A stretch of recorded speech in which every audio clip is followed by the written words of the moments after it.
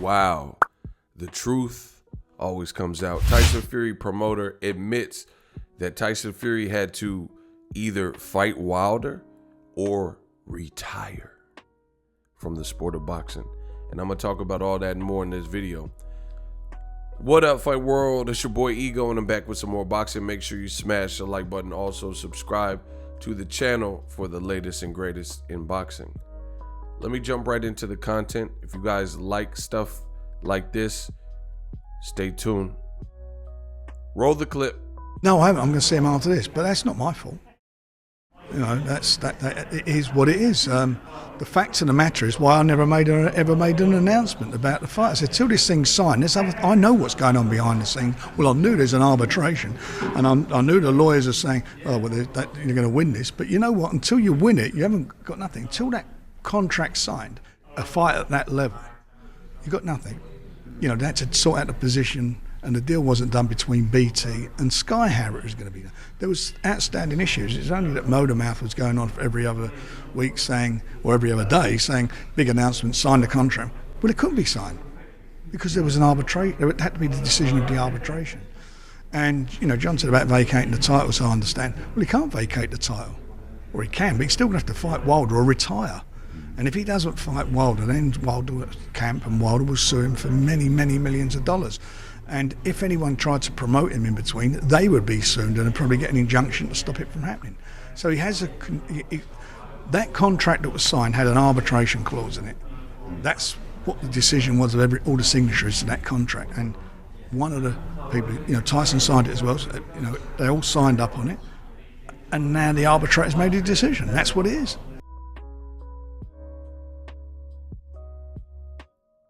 Now you guys heard yourself from Tyson Fury's very own promoter, one of his promoters, Frank Warren. Frank Warren advised the public that Tyson Fury had two choices: honor his contract with Deontay the Bronze Bomber Wilder, or he would be forced to retire. Now, the reason this is super important is because Wilder was marginalized and painted as this bad guy, if you will, for winning an arbitration. Now, I don't want to go into too much detail, but I told you so. There were a lot of people who, the naysayers, the people that tell you to look at Wilder's legs, the detractors, the racists, you know, that type, that were saying Wilder had no chance in hell, Wilder was gonna fail, Joshua Fury was done. One more week, mate. Just wait, just keep waiting. Eddie Hearn wouldn't lie. Wilder has no case, right? It was even Bob Arum who went on record and says that Wilder had no legal recourse, right? People even believe this. They said Tyson Fury promoter, and I'll put the link in the description. You see right there. Bob Arum says there is no legal recourse for Wilder's team if a third fight doesn't happen. This is what Bob Arum of Top Rank, co-promoter of Tyson Fury, said October 13th, 2020. And that's the beautiful thing about what I do on this channel, is I get to put it all together for you, right? There's the two. That's one of his promoters. The other one you just heard from. And the other promoter, Frank Warren, you know, because he got multiple hands in his pocket, told you that Fury had to retire or fight Wilder. This is, again, after people like Arum said that Wilder, he can't do anything. You know, if he thinks that he could enforce a third fight, he's sadly mistaken. People said, oh, Bob Arum's a lawyer. He graduated from Harvard. He knows what he's talking about. But this guy from Alabama, this black man from Alabama who represented this country in the Olympics, nobody had faith in him. Nobody believed the stuff he was saying, you know, or the things he wasn't saying. The great thing about Wilder's team is they move as a unit. Wilder told you on many interviews, he doesn't have this big, large entourage. He got a couple people that he loves dearly and that he keeps, you know, at his side. And this is his new trainer. And then he keeps it rocking. He keeps the circle small. But nobody seemed to believe Wilder. They believe Bob Arum, who, you know, has said many things that didn't come true, right? The other reason this is important is there are a lot of people who looked at Wilder and said, oh, you ruined Undisputed, Joshua Fury. Joshua Fury was never a thing. Frank Warren just told you that BT and Sky Sports had never even worked out a deal.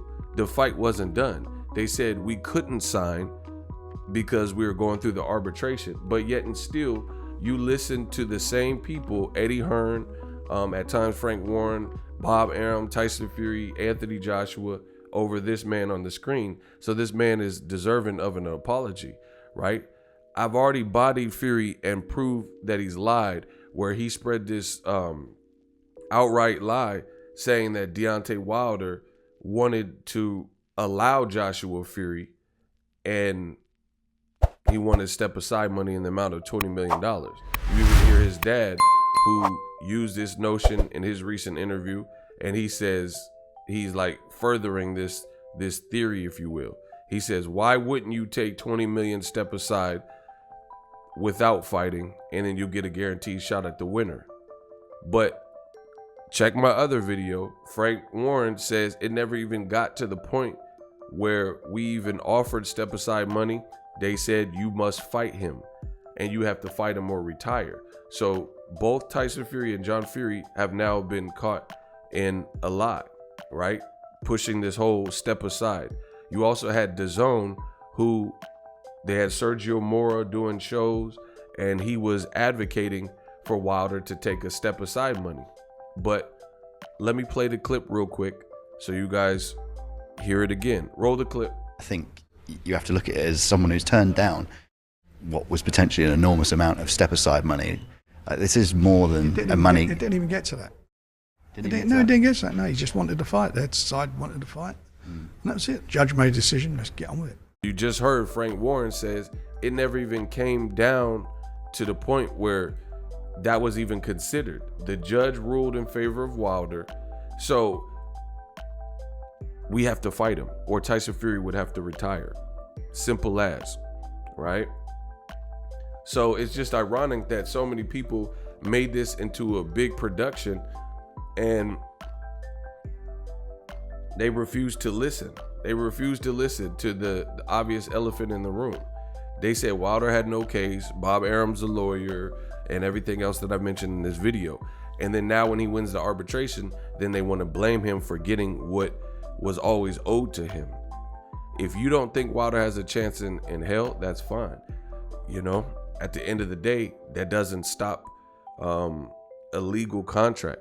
A lot of people didn't have faith that Anthony Joshua, after how he looked and quit in the first Ruiz fight, and Ruiz only had 5 weeks to train, a lot of people didn't have faith that Joshua would get it done. But since he's tethered to a white promoter like Eddie Hearn, everybody just accepted Joshua enforcing the rematch clause, right? And getting the Andy Ruiz fight. So regardless of how little chance you thought, here's another Eddie Hearn fighter, Dillian Whyte. He was badly knocked out by Alexander Povetkin, right? I believe he had a rematch clause, and then they pushed for the second fight. So the world of boxing had no problem in these instances when Eddie Hearn in Rematch Room pushed for fights where we got clear conclusions. Joshua quit and he was stopped by Andy Ruiz, and Ruiz only had a 5-week camp, and Povetkin knocked Dillian Whyte smooth out. Clear as day. You know, him and Gervonta Davis and Leo Santa Cruz fight had some of the top knockouts of that particular year. But yet and still, we had to suffer through rematches. But you see, Wilder, when it comes to Wilder, all the rules seem to change, right? People want to paint these narratives about Wilder wanted step aside money. You know, Wilder should have took step aside money. And you just heard, that was never even on the table. That was never even one of the options. So the walls are closing in for old media. It's starting to look extremely bad. And Wilder is clearly from the country, but he's a lot smarter than a lot of people are giving him credit for. His team is resilient. His team fought just like Lennox Lewis did Hasim Rahman to get what they wanted. And, you know, that's just the reality of it. You could try to spin it, but Frank Warren told you himself, Fury would have to retire if he didn't. And he says You know, they kept pushing the whole Joshua Fury narrative, right? Even after Wilder won the arbitration, Wilder's probably laughing like this, right? They kept pushing this narrative saying, step aside, step aside. Frank Warren just told you, even if he threw the belt in the trash can, which is despicable, you know, if Joshua Fury were going to fight in Saudi Arabia for 155 million, why on earth would the Saudi Arabian princes and investors be willing to pay the same amount if his son, Tyson Fury, did what his dad is telling him to? He said, I don't want Deontay Wilder. I had no interest. I told Fury on the phone to throw the belt in the bin, throw it in the trash bin. So that no longer becomes an undisputed fight, and it's no longer the same fight, and it no longer has the same hype. But this is the dumb instruction from Tyson Fury's father, which makes Fury look cowardly, you know?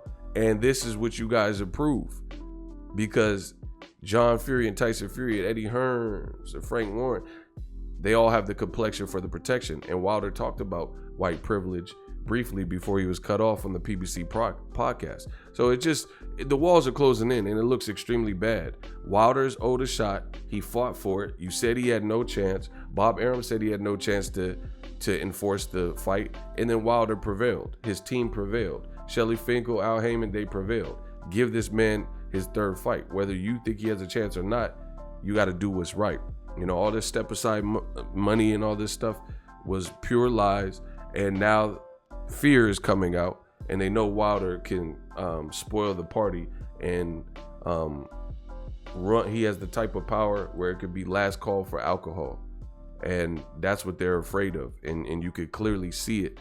You could clearly see it. Oh, throw the belt in the trash can.